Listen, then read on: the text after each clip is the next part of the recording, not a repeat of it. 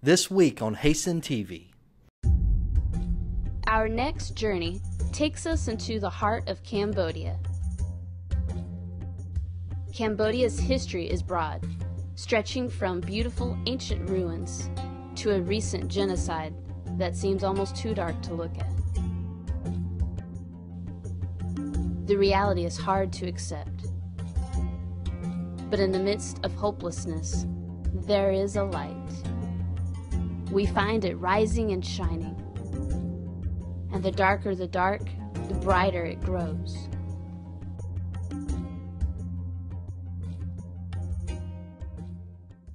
Hi, we're Dustin and Darlene Stanley. We're married, we're ministers, and we're determined to see the Great Commission complete. The Lord has put it on our hearts to start a worldwide missions ministry. But before we can do that, we've got some learning to do. So we've packed 2 bags and we're taking a year to travel around the world. Our goal? To learn, to preach, to change. This is our first journey, and we're taking you with us.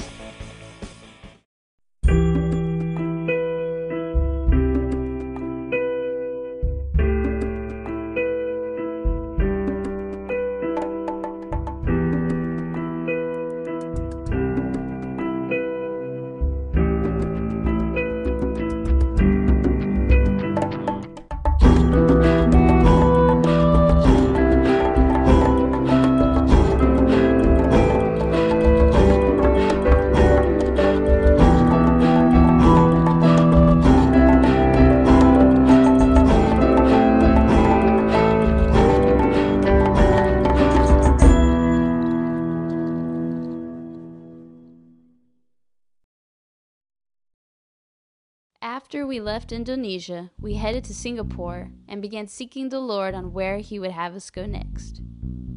We're considering accompanying a friend of ours into Cambodia to do some work there in ministry and see what God's doing over there. But we got to pray about that. We just can't make these decisions on our own, you know. Welcome to Singapore.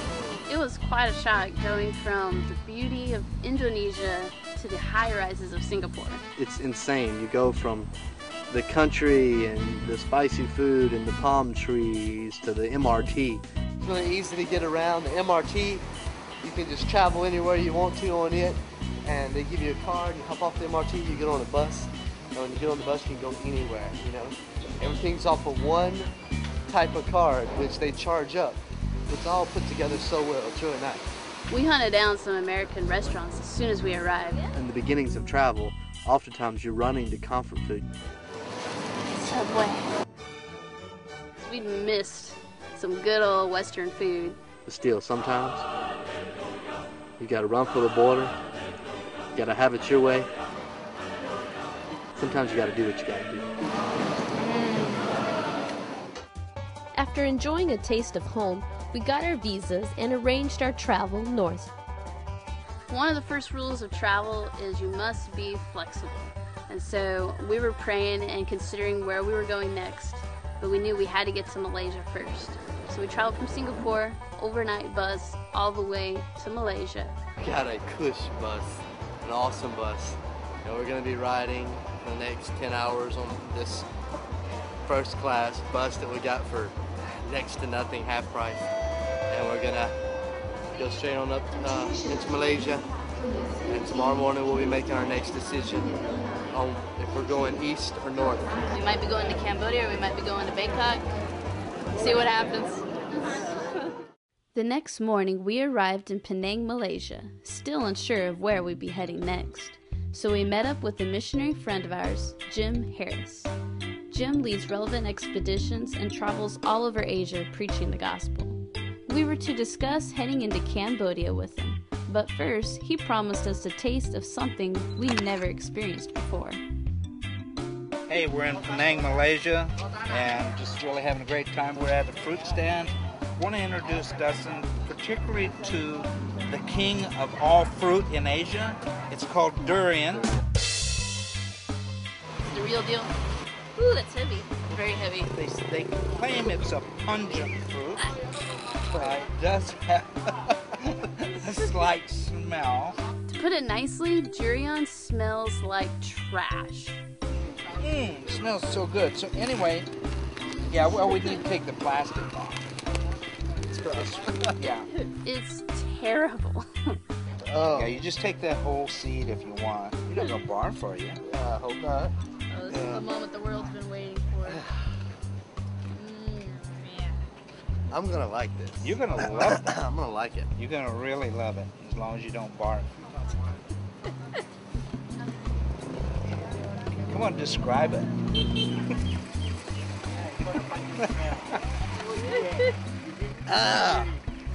So far, I haven't learned to eat it yet. Look at this guy. Mr. Jim loves this stuff. Oh, He I just love eats it like it's candy. I'm like, really? It's like onions and garlic and... That's exactly what it's an onion garlic combination. You know the worst part? You burp it up for the rest of the day. It's got a very unusual texture. And a lot of people can't handle either the smell and or the texture. Burp. Oh, I'm gonna barf again. Burp. I'm gonna barf again. Just like that. You ready? This is a good piece, right? Good piece. Yeah, it's good. Okay, It's just kind of small. I'm about to try some.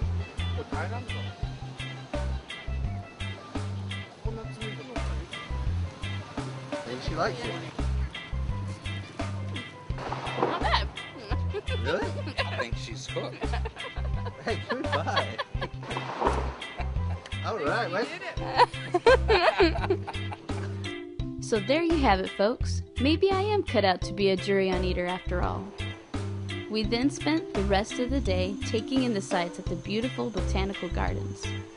After talking more with Mr. Jim about his trip, we realized that this was God's plan, that Cambodia was where we were headed next. So the next morning it was back to the bus station for an early ride to KL, where we would catch our flight to Cambodia. Cambodia, here we come. Bye, Malaysia. Bon voyage. Who knows what we're going to see in Cambodia, man? Places we're going to go, things we're going to do. This was not on our agenda from the beginning, but it's something that God opened up, and you got to be willing just to take it and go with it. You know what's on your agenda, wherever it leads. But it's beautiful, the path that He's given us, and I'm ready.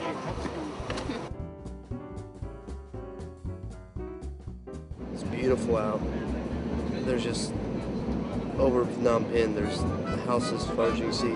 But before that, it's just water. It's like rice fields or flooding or something. I don't know. I'll find out. As far as you can see, it's beautiful though.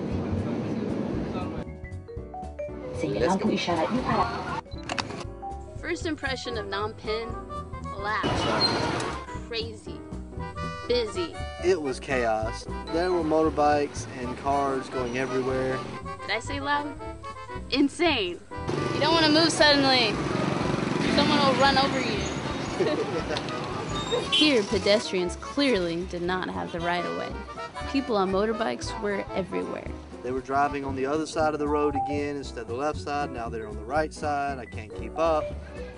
So to escape from the hustle and bustle, we found a reasonably priced guest house to stay the night. The next morning, we got up and caught a ride in a local tuk-tuk down to the Phnom Penh Hotel, where we would meet up with Brother Jim. Let's make a move. All right, we're learning here. Let's go. After getting all of our things together, we headed to the bus station to buy our tickets to Kapong Thom, where we would spend the next 5 days accompanying Brother Jim in village outreach. At the bus stations, you never know what you're going to get. I'm usually the shopper, but this time, Dustin went all out.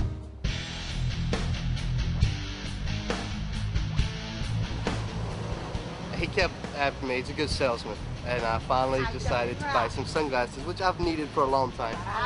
And it cost me $4. But you know what? These are the best sunglasses in the world. Yeah! Now you're a pimp. That's right. I look good in those shades. I don't care what you say. I do gotta say they look pretty good on. I like those shades.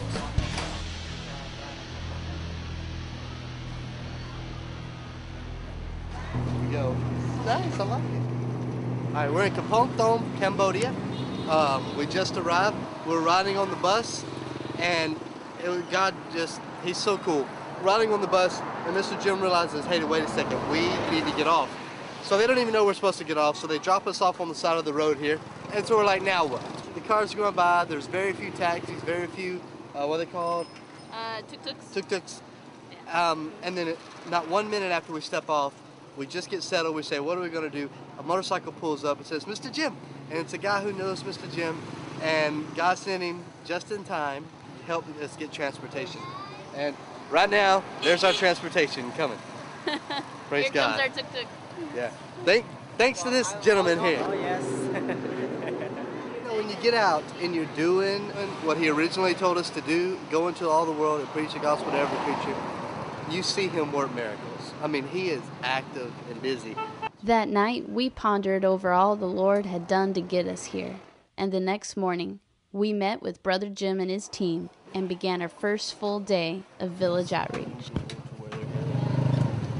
Hey, we're in Kapong Tom, and I'm here with SOCON, and just having a great time going out to one of the programs where we're feeding. How many children are in the program we're feeding today? It's around 100, over 100.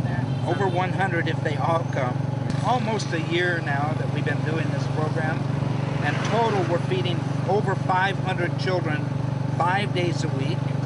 And so actually, Relevant Expeditions pay for the workers, the people cooking the food, the people to go out and minister the gospel, the gasoline, the cooking, all of the extra things. Another organization provides the food. Usually SOCON or one of the workers shares Bible stories with them.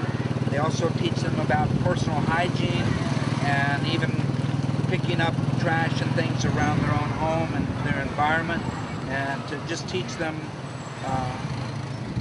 how to live a better life, and most importantly, to know Jesus. We're here.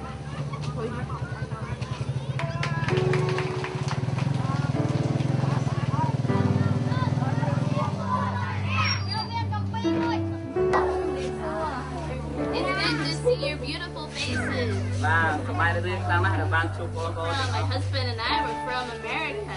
Yes, that's my husband. Say hello.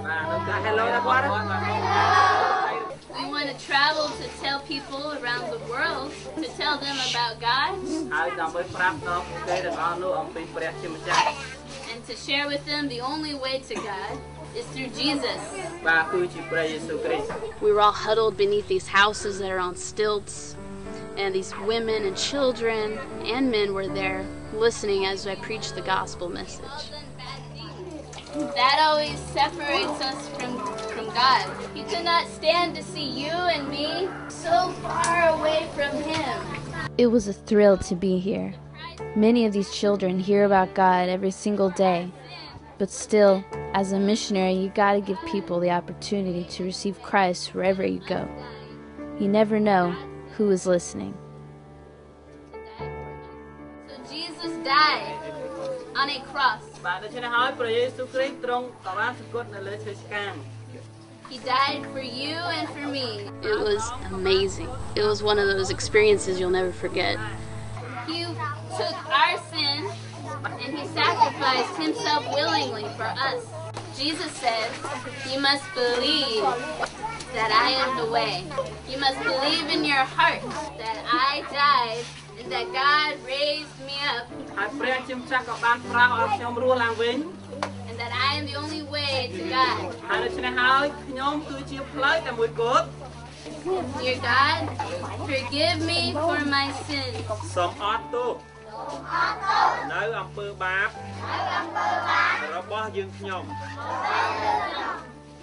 I confess Jesus as being my Savior.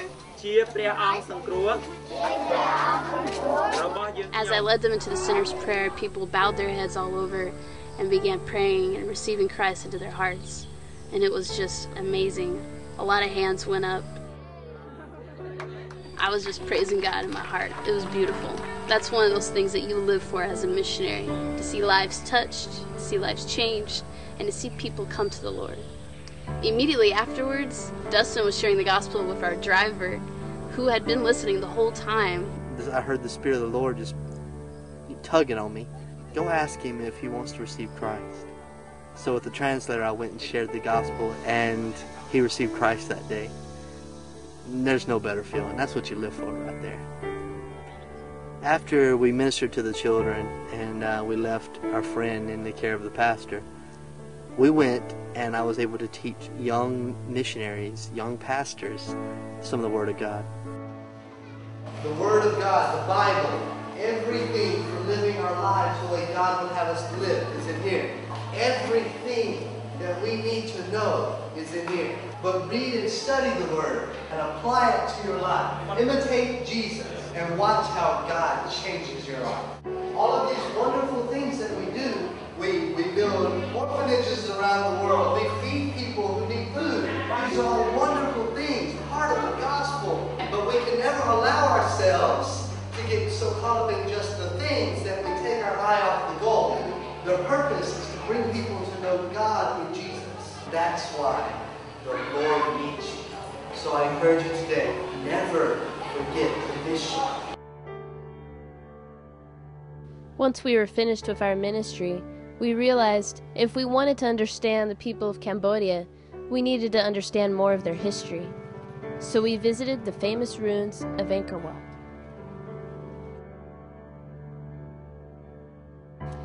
Here we are at Angkor Wat. Angkor Wat is these amazing, amazing ruins. They've shot movies out of this place. It's just beautiful. This is the pride of Cambodia, and it's incredible. Some of these were built as long as 1,000 years ago. We're not sure the dates, you know? But yeah, some of them were built that long ago. We're looking back in time as we look at these. So. I felt like Indiana Jones when we were there. It's a really fantastic feeling.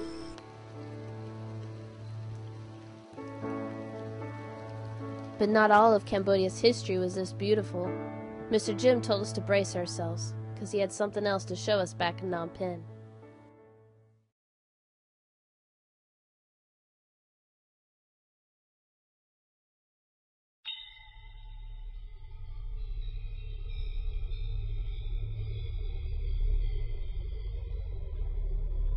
In 1975, the Khmer Rouge, led by a man who called himself Pol Pot, marched into Phnom Penh and escorted the population into the countryside. Their message was clear. God is dead. Making a great self-reliant nation of Cambodia was all that mattered. The result? Between 2 to 3 million people dead. So we're out here at the killing fields, a little ways outside of Phnom Penh, and we're walking through the fields here, the mass burial, and it's a pretty heavy sight. We left the tower over there where there's just skulls stacked like forever inside this tower, and in the skulls you can see holes in the head where they were hit, and some of the skulls are just crushed and cracked, and there's holes right here, and the clothes are underneath it. There's places where hundreds of people were found without heads, and then trees where they beat babies up against. This is heavy. Bones and clothes are still in the ground, and we haven't seen too many bones, but sometimes when it rains you'll see new bones coming up. Yeah, and it's just walking along the path. There'll be clothes still out of the ground. You'll see markings in trees where they did whatever they did, and right here where we're standing in this place, the killing fields, at least in this one little place, at least 14,000 people were killed here. You know, it was a total of about 2 million throughout the whole country. Many of the people that were brought here and were held in the S-21 prison were political officials, doctors, lawyers, nurses, teachers, many people who were intelligent, educated, and educators as well. I could not believe what I was seeing with my own eyes, that this had happened. It broke my heart. I couldn't believe it. You couldn't speak about it. It was just that bad. Yeah. It's just heartbreaking to see what happened here. I didn't realize people could get so dark. It's such a new learning experience. I'm so far from that in America. You see these trees, the edges of them are very sharp, smooth on the bottom and just rough on the edges, and they use shovels, hoes, axes, axles of cars. They use shackles to beat these people, and they were very brutal with how they did it. They just beat them, and they would bust their head, and they just very merciless. But sometimes, for whatever reason, they would come over here and they would chop off, see where it's cut, and they would use these edges to slice the people's throats. It's my understanding there's like 19,000 different mass graves in Cambodia from the Pol Pot regime.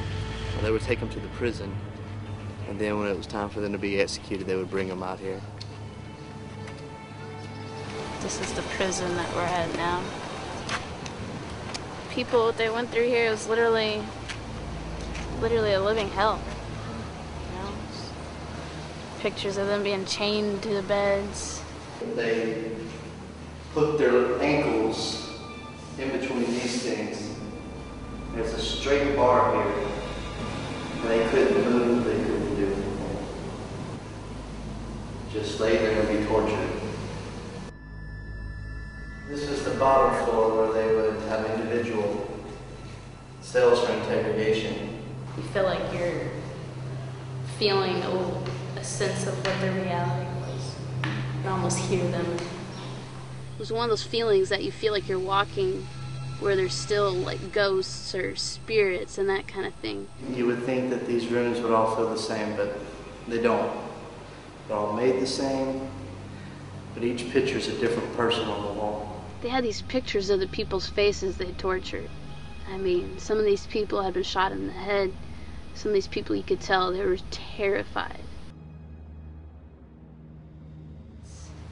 The last day when they were leaving this site, they killed the rest of the remaining people that were here.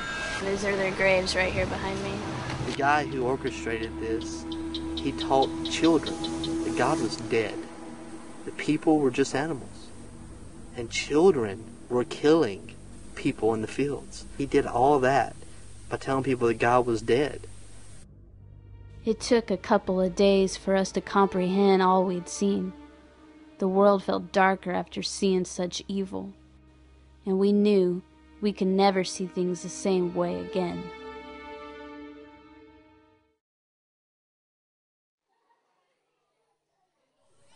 The next day, we went to yet another village where Mr. Jim and his team are doing another feeding program. So here we are. We just got here. We're going to get a chance to watch some of these missionaries, what they do and what they teach the children here. They're teaching them every day about God.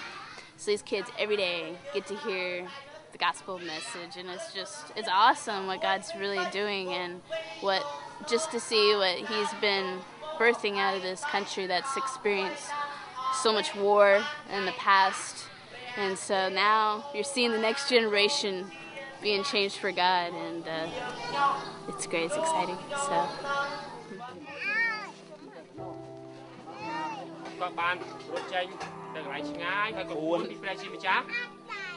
But you can't run away from God. But Jonah didn't know that. He tried running away from God. After seeing everything they'd gone through as a nation, and then going back to the village and seeing children learning about God, learning that he is alive and that he loves them and he is the hope of their nation, it just floored me, because what the devil meant for bad and what he meant to destroy a nation, God is now turning around for the good.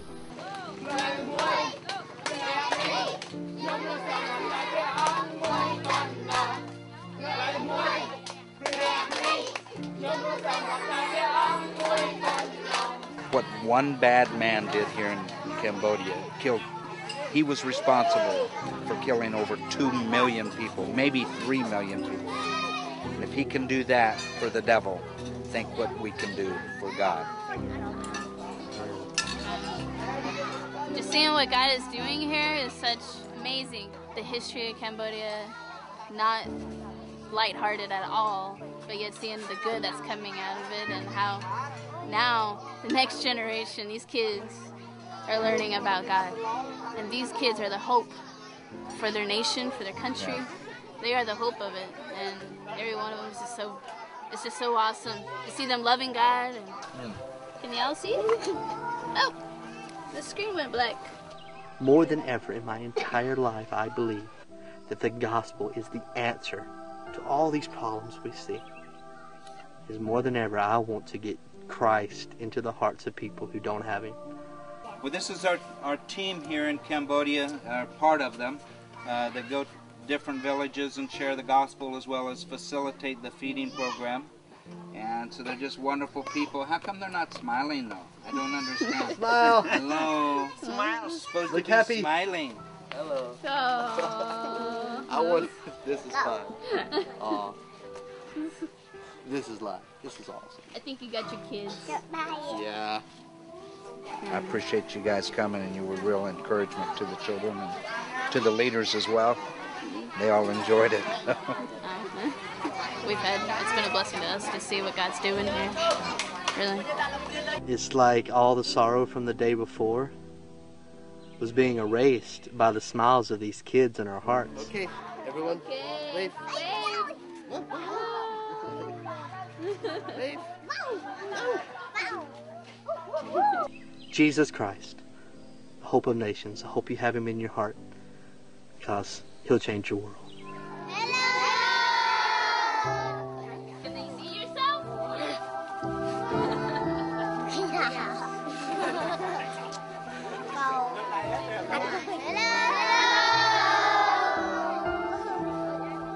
As we said goodbye to the children, we reflected on all we had seen. Years ago, the enemy tried to destroy a nation by telling children like these that God is dead. The results were catastrophic. But today, the living God is using missionaries to raise up a generation to love God and to love others. The hope that was stolen by the enemy is now being born again on the faces of these young children. And that hope is the hope of nations, Jesus Christ. Visit us today at www.hasten.tv and check out more of our episodes and content we have there online, freely available for you. We also have many projects going on around the world that we absolutely need your help with, so please sign up and become a monthly partner with us in helping us spread the gospel. Also, if you desire to be trained in missions, we have an on-demand mission training course called Great Commission Academy. Sign up for that today, guys. Thank you.